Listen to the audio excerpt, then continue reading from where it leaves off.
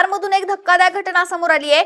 Section 25 मधील Mariam view apartment जवळ गुरुवारी पहाटे 5 वाजण्याच्या सुमारास एका युवकावर दगडाने हल्ला करण्यात आलाय। या हल्ल्यात योगेश नगर येथील रहिवासी रोशन सुरडकर हे गंभीर जखमी झाले आहेत।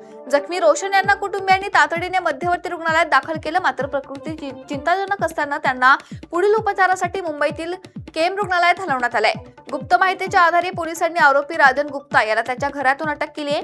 रामदास मिसाळ, दिलीप चव्हाण, चंदू गायकवाड, संतोष सांगळे आणि सागर मोरे यांच्या पथकाने ही कारवाई केली आहे। या हल्ल्यामागचे नेमके कारण काय आणि यात आणखी कोणी सहभागी आहे का याचा तपास विठ्ठलवाडी पोलीस करत आहेत।